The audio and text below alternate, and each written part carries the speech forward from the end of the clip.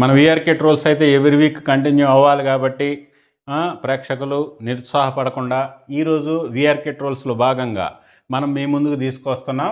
ఈ టాబ్లెట్ వాడితే ఊడిపోయిన జుట్టు కూడా మళ్ళీ పెరుగుతుందంట. చూసారా, ఇట్లా ఉన్న బట్టతల మీద కూడా ఇలా మెలిపించేశారు మన వీఆర్కే గారు ఈ క్యాప్సూల్స్ వాడి. ఓకే, అట్లాగే దీనికి సంబంధించి వీఆర్కే గారు కూడా మనకి రకరకాల ఇంటర్వ్యూల్లో ఏం చెప్పారు ఇది ఒకసారి చూద్దాము.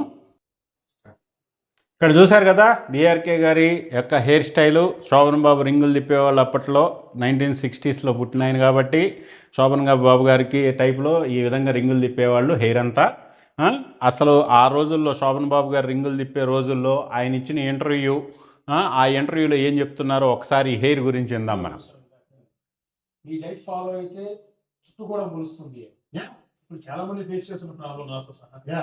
బట్టతలలో వచ్చేసిన 30 ఏళ్ళకి మీరు టెన్షన్స్ వల్ల జుట్టు అంతా ఊడిపోయి నానా ఇబ్బందులు పడుతున్నారు. కొంతమంది ట్రాన్స్ప్లాంటేషన్ లాంటి వాటికి వచ్చినారు. వాళ్ళందరికీ నిర్మాచిన సొల్యూషన్ ఇవ్వగలుగుతారు.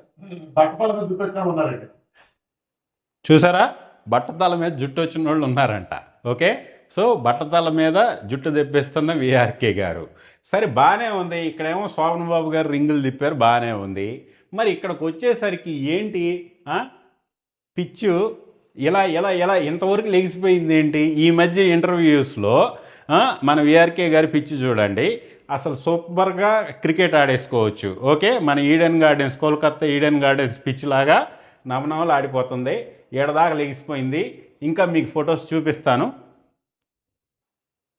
ఓకే, ఇక్కడ చూసారా సార్ పిచ్చు ఎక్కడ దాకా పోయిందో. ఈ రీసెంట్ వీడియోస్, ఇప్పుడు మనకి వీఆర్కే హెల్త్ లైన్లో కానీ వెళ్తే వీఆర్కే హెల్త్ లైఫ్లో వాళ్ళ దాంట్లో సార్ పిచ్చి చూసారా ఏడదాకా పోయిందో. ఇక్కడ చూసారా పిచ్చి ఆడిగిపోయిందో. ఇక్కడ చూసారా, ఇక్కడైతే పూర్తిగా పోయింది. ఓకే, మరి సార్ డైట్ చేస్తే సారుకేమో ఈ పెరగవు, సారుకి పెరగవు. కానీ ప్రపంచంలో ఉన్న జనాలందరికీ మాత్రం సారు పెంచేస్తూ ఉంటారు.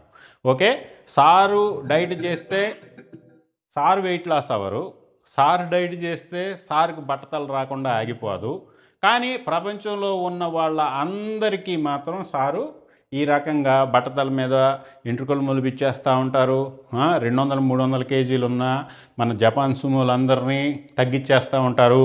కానీ వాళ్ళ ఆఫీస్లో ఉన్న వాళ్ళు మాత్రం తగ్గిలేరు, వాళ్ళ ఆఫీస్లో ఉన్న సీనియర్ డాక్టర్ని తగ్గిలేరు. అట్లాగే వాళ్ళ ఆఫీస్లో ఉన్న వాళ్ళ అన్నయ్య తమ్ముడు గారి కొడుకుని తగ్గిలేరు. ఇంక ప్రపంచంలో ఉన్న వాళ్ళు మొత్తాన్ని వెయిట్ లాస్ చేసేస్తూ ఉంటారు.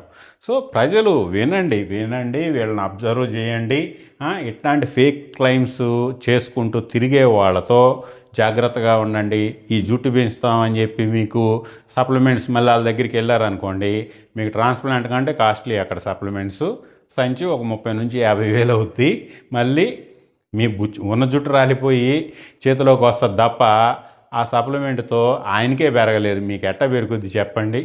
ఓకే, ఈసారి ఎవరికన్నా జుట్టు పెంచుతాము లేకపోతే ఇంకోటి చేస్తామంటే సార్ ముందు మీరు పెంచుకొని చూపించి మళ్ళీ మీరు శోభన్ బాబు రింగులు తిప్పి ఓకే మాకు జుట్టు పెరిగే సలహాలు ఇవ్వండి అని చెప్పి చెప్పండి. ఓకేనా? Thank you.